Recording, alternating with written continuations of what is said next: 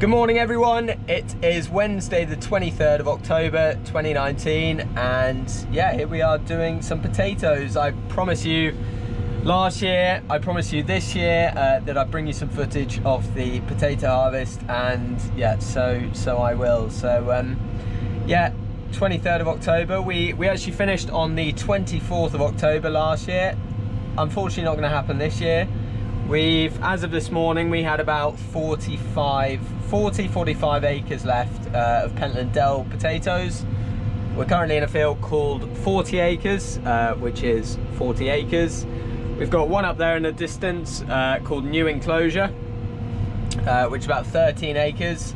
And then we've got one down the other side of the village, which is about 10 acres in total, which is called Ivers Brook. And that is potatoes 2019. So yeah, probably got about 40 acres now left, something like that. It's been a pretty challenging season all round, pretty wet. The last time they grew potatoes in this field was 2012, which was a very wet year. And likewise 2019, it must be something about this field, has been very wet again. I think we started actually on the 2nd of October.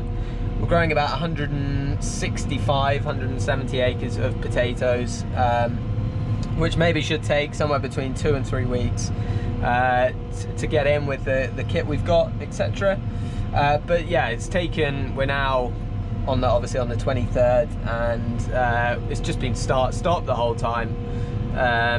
Just because of the weather, you know, opening up a field and then absolutely raining down and not being able to get on with it. So the potatoes, really, they don't want to be sat in the wet, so you've got to wait for the field to dry. And also you need to make sure you can get it over this harvester, because when it's wet and there's still parts of the field which are very wet, the harvester just picks up the whole bed and it can't separate it at all, and you end up with basically mud with a few potatoes in it, which is not ideal.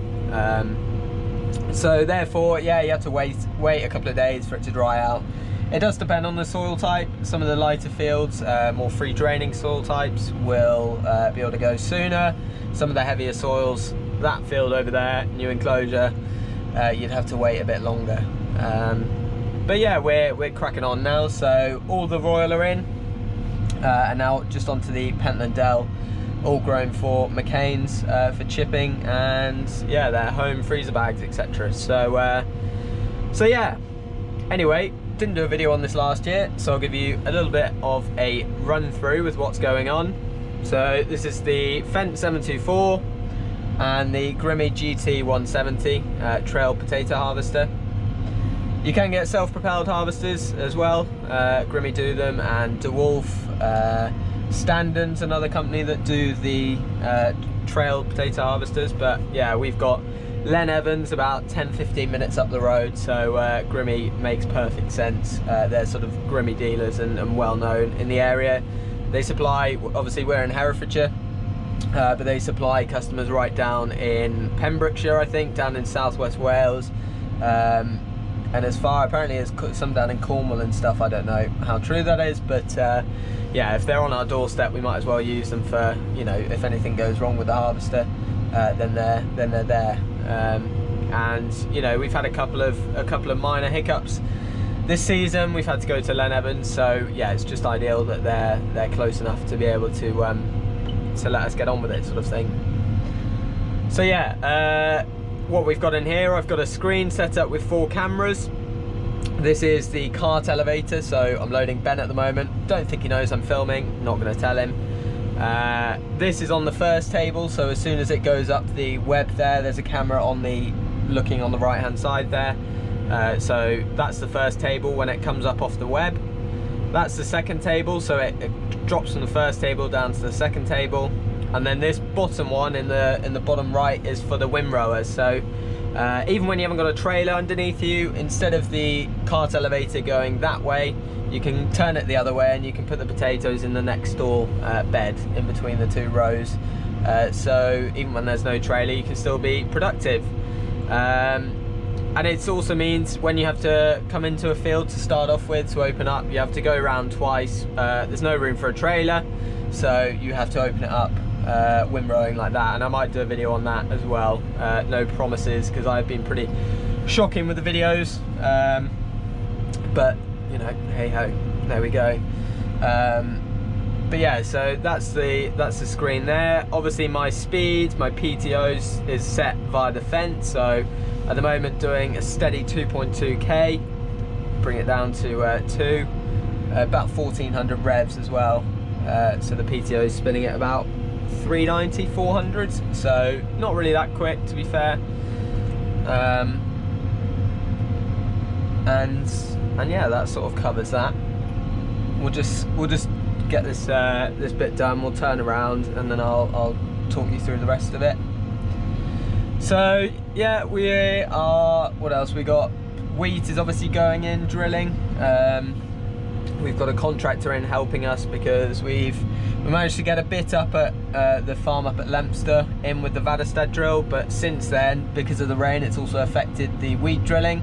So it's been plough and combination for the majority of the season, which is obviously not only sort of a more expensive option, although required, but also a more timely, more time-consuming option.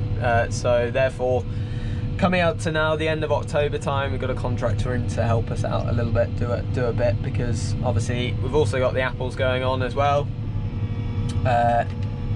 Paul is taking some of the apples, taking some apples out every day, almost every day, taking a load out. So everyone's pretty busy. So yeah, steering, in terms of steering, I'll explain a bit more, but it's all controlled via this box. So when it's on A, down here I've got A, B and C. When it's on A, it controls the steering, controls the axles. This, on the right hand side, this one down here is always the cart elevator, regardless of whether you're on A, B or C. But this one controls, depending on whether you've selected A, B or C, it will control the steering, it will control the height and the sort of balance of the machine, or it will control the table. So you can, you don't re-drive it like a trailer, you do and you don't, depends what you're doing, but you know, to steer it back in, it's sort of, you steer the wheel to the right, but you push this down almost as if to the left in the opposite direction. And you can see on the screen that's brought it right round to the left. And if I look behind me, you see the wheel turning all the way around to the left. It just makes turning a little bit easier on the headlands, and also in the corners, because it is kind of tight.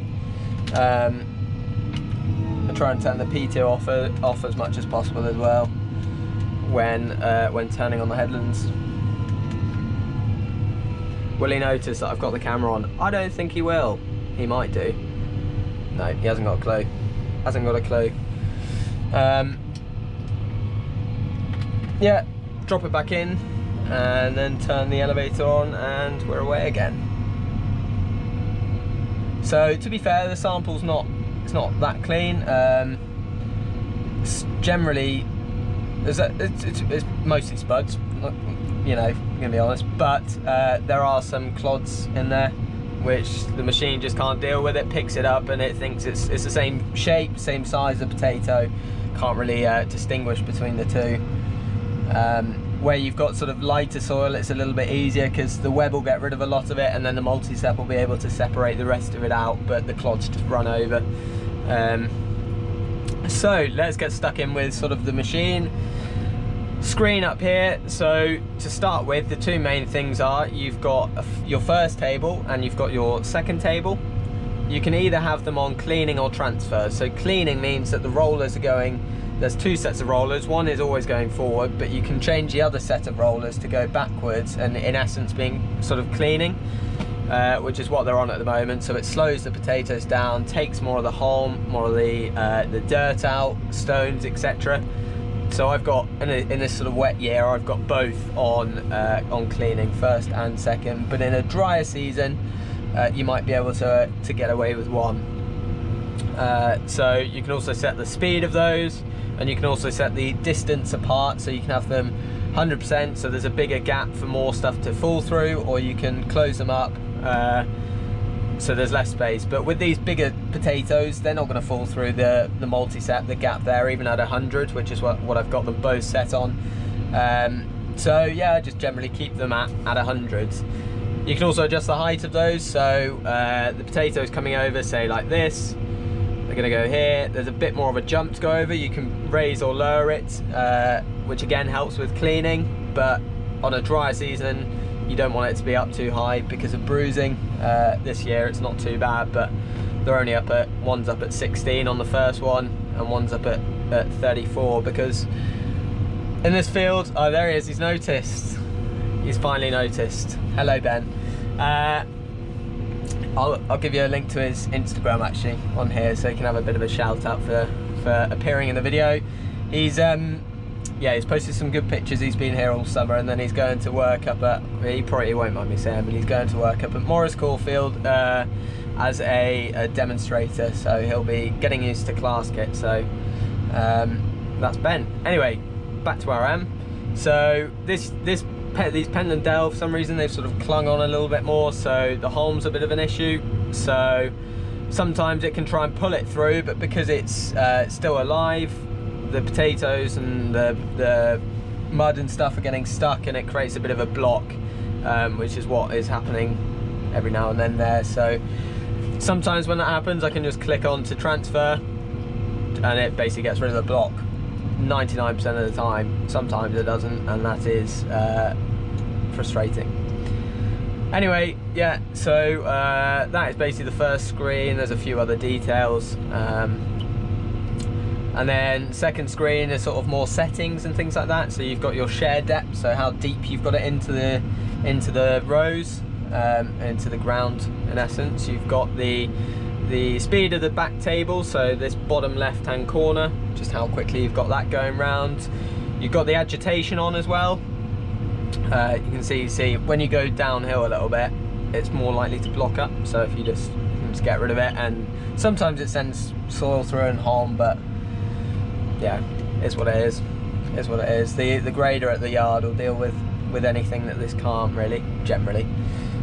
So yeah, you've got the agitation here as well. So on a wetter year, when you bring up more soil, you want it to bounce, and you can see that on the first web there, just bouncing the potatoes a little bit, but it's helping to get rid of some of the soil before it goes into the multi-sep. On a dry season last year, I barely had it running at all, because just didn't need it. It was filtering out the soil as and when required really, so not an issue. You've got your wheel drive, so when things get really sticky, and some of the sort of headlands I've been on, some of the patches and headlands and things, I've had to put wheel drive on. You've got it for forwards and back, and that's just run by the PTO. And then yeah, you've got other things, pressure, and the cart elevator, the way it's going round. So say for example, another thing you can do is, say Ben had he was full, he had a trailer behind him, you can quickly switch it round, so you windrow a little bit and it keeps the harvester going the whole time. Lift the cart elevator and then drop it back in, and then change the direction again. Yeah, just all through the screen really, so just keeps the potatoes rolling sort of thing, and keeps everything going. So yeah, that's kind of the screen. And then this is your control box, which is what you use most of the time. So A here, like I say, is for the steering. So I tend to look in my mirror here, and when I can see the windrower is in line with the middle of the the bed next door, then you know you're in the middle, somewhere in the middle, which is what I just every now and then have a little check, especially when they're getting full and I want to do that, you know, switch it over sort of thing. Then I just have a check in the mirror, and you can see you're straight. B is altering the level of it, so if you need to drop it down one side, if you're on a bit of a bank, if you need to lift it up for windrowing, if you want to drop it back down for if you're on a nice flat field, etc., or going onto the road, then that's what B is on, and that's all on that stick as well. And then C is for the table, actually, like the pitch of the table. So if you're going uphill, the potatoes, takes a bit of thinking about, but the potatoes are going to roll over quicker. So you can say you're going uphill and it closes it down. I don't know how well you'll see that, but when you're going downhill, it takes a little bit more effort for them to come over. So you sort of tell it you're going downhill and it'll open it back up so there's more space. And yeah,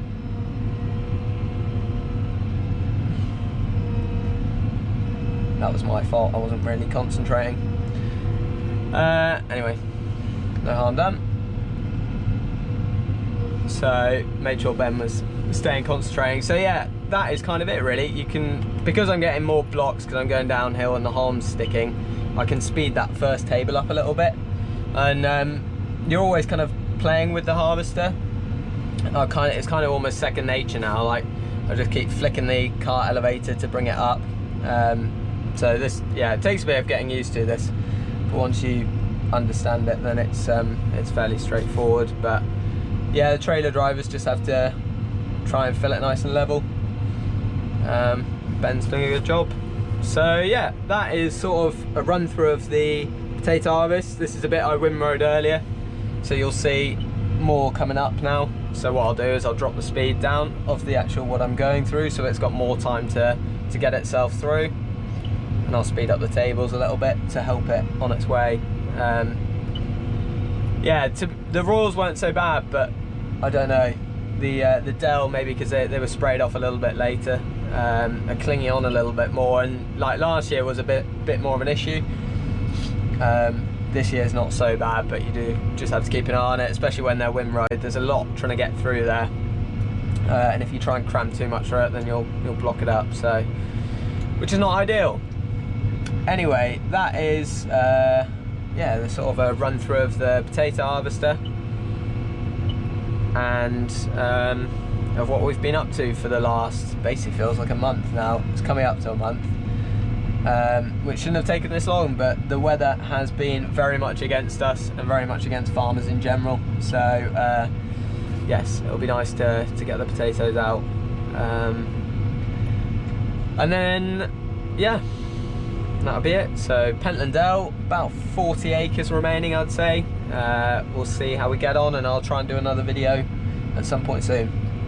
Thanks for watching, and see you again in another video. Cheers.